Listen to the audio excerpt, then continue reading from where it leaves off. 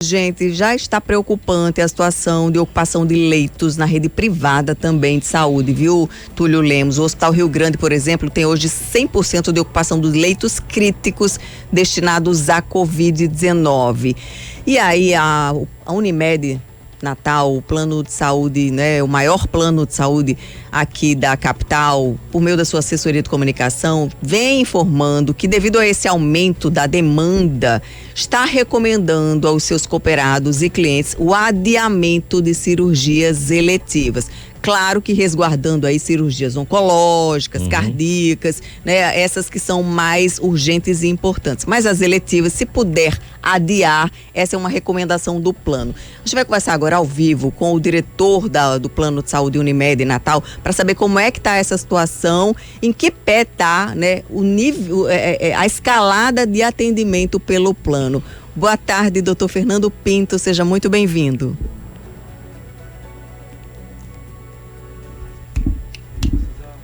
O áudio tá sem áudio, né? Alô, Milka. Boa tarde, sim, agora Ana. chegou. Boa tarde, Túlio. Boa tarde aos ouvintes da 98. Obrigado aí pelo espaço para poder dar esse esclarecimento.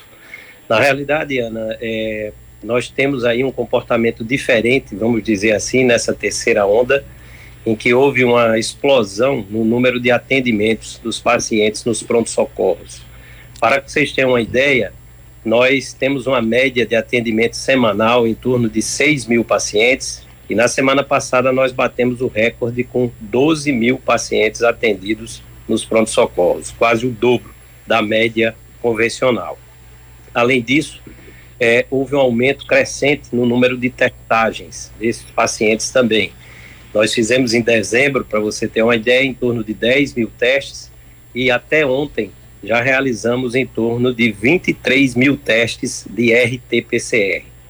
Então isso tem realmente nos preocupado a ter ações no sentido de minimizar o impacto, né, do atendimento desses clientes nas urgências. Por isso a Unimed tomou a iniciativa de fazer a abertura de um centro de síndromes gripais na Zona Sul, e também ampliar os seus canais de atendimento virtual. Nós aumentamos o número de médicos, né, no atendimento virtual, no centro clínico virtual, e estamos implementando também um pronto-socorro virtual. Isso para que aqueles pacientes que precisem de uma orientação rápida e tenham sintomas leves, não precisem se deslocar a um pronto-socorro para recebê-las. Doutor Fernando, o senhor falou aí desse número crescente de atendimento no pronto-socorro de hospitais privados. A partir do atendimento, como é que se projeta a situação de permanência, de internamento dessas pessoas? Porque a gente está vendo que em alguns casos as pessoas vão, são atendidas e voltam. Como é que está essa ocupação dos leitos que sejam de UTI ou não, no pronto-socorro? Nós temos realmente um comportamento diferente, mas apenas para historiar, desde 15 de agosto até agora, o início de janeiro, quase 6 meses, nós tínhamos uma situação de estabilidade das internações, mantendo uma média aí abaixo de 20 pacientes internados na nossa rede. Mas do dia 10 de janeiro para cá, em números reais, nós tínhamos 17 pacientes e evoluímos hoje para 75 pacientes internados. Então, houve aí um aumento de mais de 400% no número das internações, pelo menos nas últimas 2 semanas. Embora que nós temos observado que essas internações elas apresentam uma menor gravidade. Respondendo à sua pergunta, hoje o número de pacientes em UTI são em torno de 20 pacientes, mas apenas um desses pacientes necessita de ventilação mecânica. Isso demonstra que a doença tem uma gravidade menor e o tempo de internação também é menor, ou seja, tem um giro de leitos maior.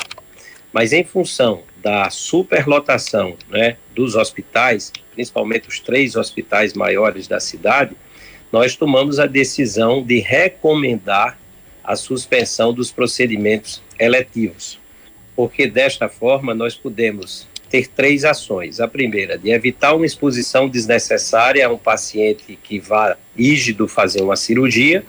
Segundo, resguardar mais leitos, né, para eventuais aumentos de internações. E, por último, uma dificuldade operacional, porque nós temos uma série de colaboradores hoje afastados, né, pela doença. Só para vocês terem uma ideia, nós temos 1.600 colaboradores e temos 170 hoje afastados por Covid. Então, temos mais de 10% da nossa massa de funcionários afastada pela doença. Então, é por isso que nós recomendamos, né, aos cooperados e também uma orientação aos usuários que aqueles procedimentos que possam ser postergados, né, sejam feitos para nós termos essa garantia. Doutor Fernando, dentre esses internados que o senhor cita, existem crianças também em situação crítica, internadas em UTIs, e há alguma possibilidade de aumentar também leitos para crianças?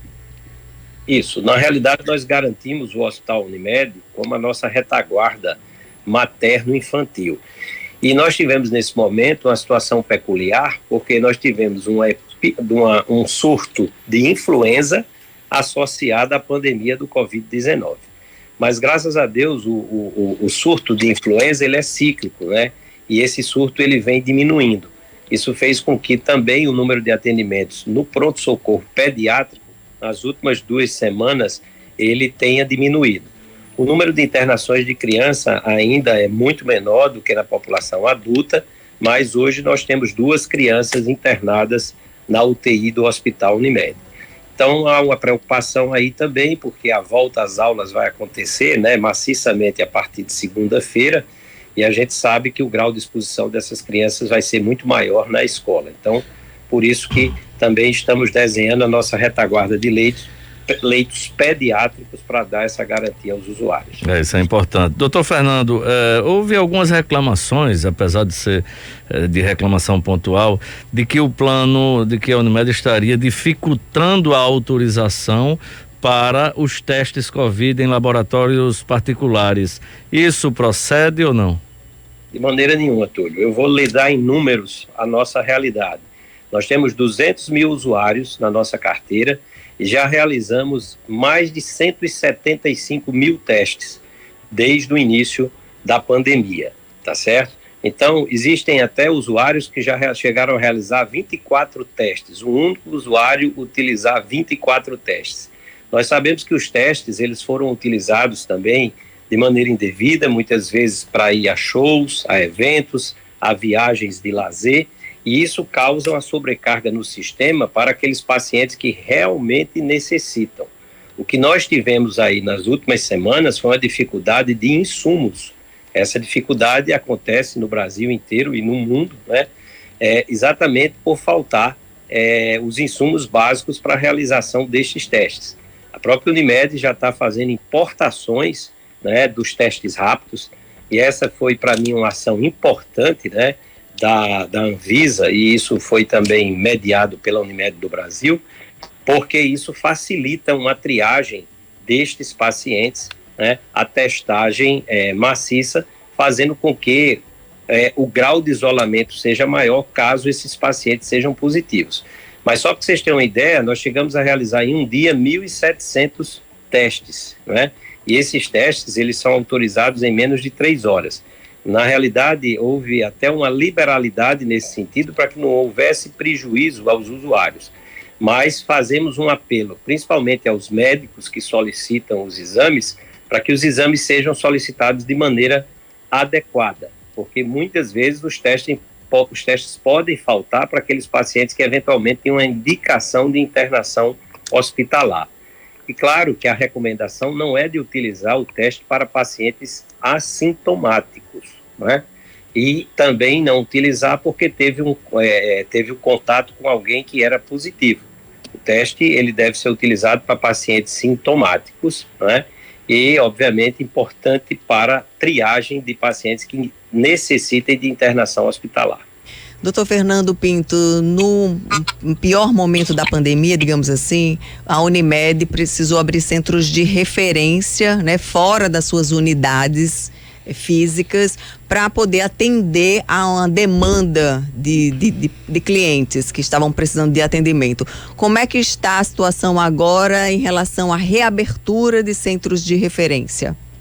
Nós abrimos um centro de referência no dia 12, ali na Gastão Maris, na Zona Sul, né, de Natal, próximo ali à Cidade Verde. E esse serviço deu uma resposta importante, porque ele já chegou a atender quase 2.000 pacientes, né? Então, se eu falei de 12.000 atendimentos, 2.000 foram realizados ali naquela área. Então, isso fez com que nós conseguíssemos diminuir, né, um pouco a fila nos pronto-socorros e diminuir também o tempo de atendimento. Mas fica aqui uma mensagem também para os ouvintes, que na presença de sintomas leves, não necessariamente o paciente precisa se deslocar a um pronto-socorro. Até porque a maioria dos casos tem se comportado como um resfriado comum. A preocupação são com aqueles pacientes que tenham sintomas persistentes, ou seja, que tenham uma dificuldade respiratória, eventualmente uma febre por mais de 48 horas, 72 horas, né, de que eles se desloquem ao pronto-socorro para esse atendimento. Mas o que a gente observa é que um grande número de pacientes que tenham sintomas leves estão procurando esse atendimento e isso, de certa forma, causa um pouco de congestionamento nos pronto-socorros. Em relação à questão desse adiamento das cirurgias eletivas, eu gostaria que o senhor dissesse, existe um prazo, uma estimativa de quanto tempo essa medida deve durar, essa recomendação, e quais são as principais cirurgias que vão ser adiadas? Na realidade, a medida ela foi tomada, mas ela vai ser reavaliada semanalmente.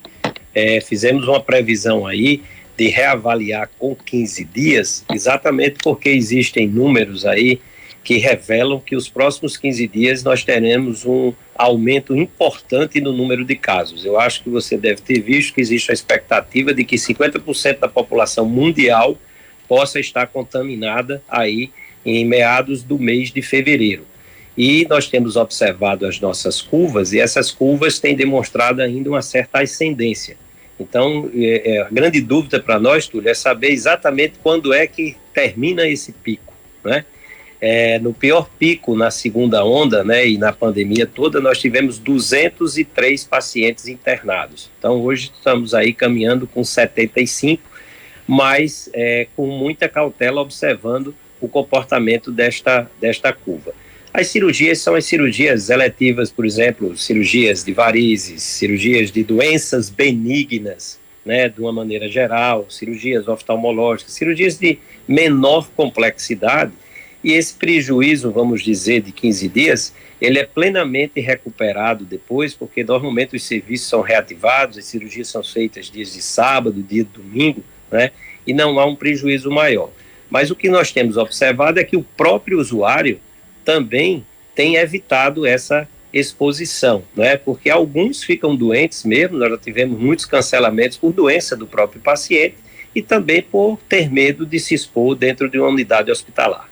Doutor Fernando, presidente da Unimed aqui no estado, eu queria saber o seguinte, naturalmente que vocês trabalham com números e o senhor tem dado explicações bem consistentes em relação a essa situação. É uma curiosidade, nesse período da pandemia, houve uma retração, em alguns momentos, houve uma retração na busca por alguns atendimentos de consultório, principalmente de consultório.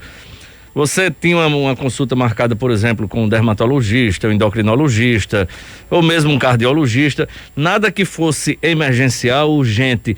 Quais foram as especialidades que mais sofreram, vamos dizer assim, com a ausência de pacientes nos consultórios particulares através do plano Unimed?